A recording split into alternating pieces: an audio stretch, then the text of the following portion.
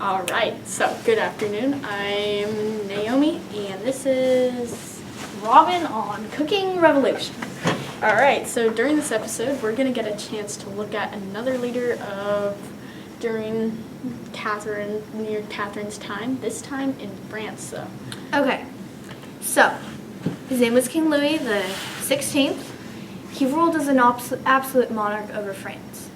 I don't know exactly what he was trying to make. We don't really have a recipe for him, but let's see what he ended up with. Yeah. Additionally, unlike Catherine, King Louis XVI was a awful, horrible, just a terrible leader. So he cared more about when and where he was going to go hunting than whether France needed him. It was really bad. So pretty much like a child. Yeah. Anyways, if this wasn't bad enough, he was a total procrastinator. He didn't realize the emergency situation France was in until they were totally bankrupt and out of money. Yeah, and then he tried to tax the aristocrats, but he failed horribly. The second estate, the nobles, made him call a meeting of the States General that hadn't been called in like a super duper long time in order to clear the idea with the people taxing them. Of course, King Louis had to make another ridiculous decision, which the third estate, the commoners, decided that even though they had 600 people present, or the other estates had 300, the voting system was corrupt. I can't blame them at all because the first and second estate were allowed to work together, so it's pretty much impossible for the third estate to win the vote unless one of the other estates sided with them, which was highly unlikely. Yeah, and to make matters worse, King Louis decided to lock the third estate out of the meeting room where they were voting. This made them very, very angry, and they weren't locked out of the whole palace, though, so they just met in the tennis court. Unsurprisingly, this was called the National Assembly, and the third estate vowed the tennis court oath. Okay, so let's take a look at what we have so far. We started with the ingredient of life, which is water. King Louis made some pretty bad decisions. Yeah, so let's just add some ranch. Add some of the stuff for procrastinating. We will So, add a This third, is ranch. It's great for salads, dips, and wraps, but desserts. not for Louis. Okay, so let's I'm just gonna add dump it in there. just shake some in there, whatever. Really bad. Okay, kind of looks good maybe if it were the right consistency, but remember, he locked the third estate out of the palace, which was a Made them little bit of angry. chili powder. Yeah, angry is hot, and spicy, so that's why it's chili powder. Ouch. Okay, let's mix this. Mix it up. This does not look good. Ew. Okay, here we go. Very, very appetizing. So, they decided that they would stay together. The third estate decided that they would stay together until they had established a new constitution. Additionally, they were willing to fight in order to attain this.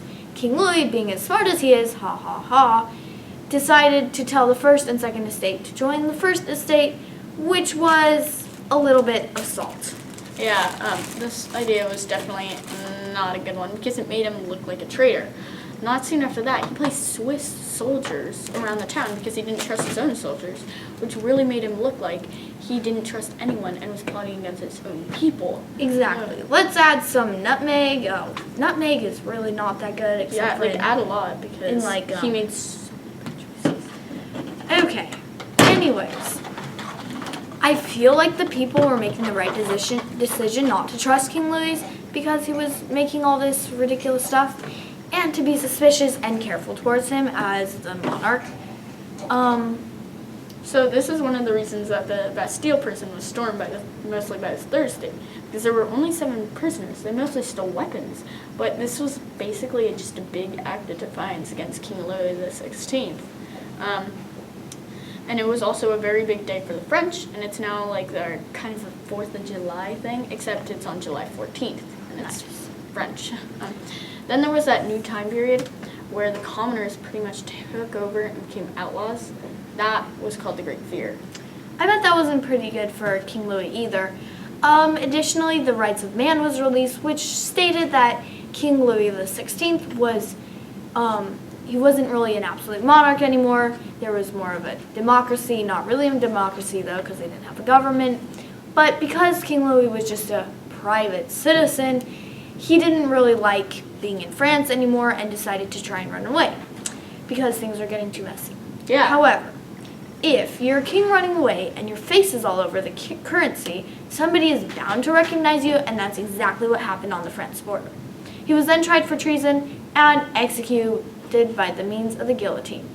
Ouch. Now that we've seen all the awful and horrible things that King Louis XVI has done, we can now understand what a bad leader he was and isn't deserving of his king title. We should learn from this that we need strong leadership to command others around you and always be able to make the decisions. And not this nasty soup, which I don't even think I'd try for $1 million. Yeah. This is Naomi, And Robin signing off on Cooking Revolution. See you next time. Sweet. That was totally in sync. It was good. Except